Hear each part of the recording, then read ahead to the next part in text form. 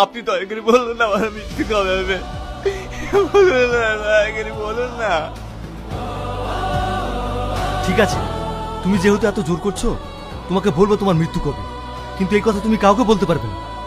ঠিক আছে, আমি এখন তো কাউকে বলবি না, আপনি বলেন। শোনো তাহলে, তোমার মৃত্যু সেদিন লেখা আছে যখন তুমি বিয়ে করে বাসর ঘরে প্রবেশ করতে যাবে, তখনই পড়ে গিয়ে তোমার মৃত্যু হবে।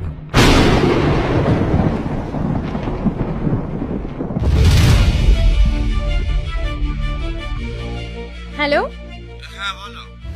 কোথায় আছো? বাড়িতে। কি ব্যাপার তোমার? শুনলাম আজকে হোটেল খোলনি, কালকে হোটেল খোলনি।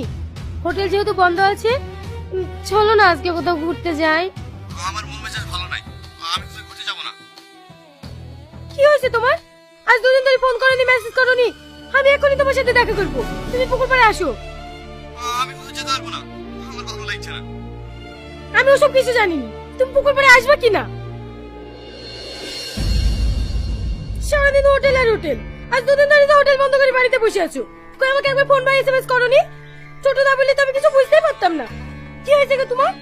আমার কি হয়েছে না তোমাকে বলতে হবে নাকি? অবশ্যই বলতে হবে, আমি তোমার হবু বউ। দুদিন বাদে আমাদের বিয়ে হবে। না, এ বিয়ে হবে না, তুমি একটা ভালো ছেলে থেকে বিয়ে করলিও। কি? হঠাৎ করে তুমি এরকম কথা বলছো কেন? আমার যেটা ভালো ভালো হচ্ছে আমি সেটাই বলেছি। আমি তোকে বিয়ে করতে পারবো না, প্লিজ পারবো না। তুমি কি আমার সাথে মজা করছো না সত্যি বলছো? আমি কিন্তু কিছু বুঝতে পারছি না। আমার কথাগুলো তোমার মজা মনে হয়েছে? হঠাৎ করে তুমি এরকম বলছো কেন? কি দোষ পেয়েছো আমার? তোর কোনো দোষ নয় রে, আমি তোকে ভালোবাসবো, তোর সারা জীবন পাশে থাকবো, কিন্তু আমি তোকে কি করতে পারবো না। আব্বা তোমার সাথে বিয়ে দিতে কোনো মতে রাজি হচ্ছিল না। এত বুঝে বুঝে যখন আব্বা রাজি হলো, তখন তুমি আমার থেকে দূরে সরে যেতে চাইছো।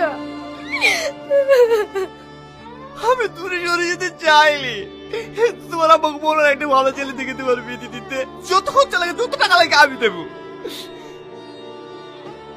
কিসের বিয়ে, কিসের খরচা? আমি শুধু তোমাকে ভালোবাসি। তোমাকে ছাড়া আমার মৃত্যু হলে আমি অন্য কাউকে বিয়ে করবো না।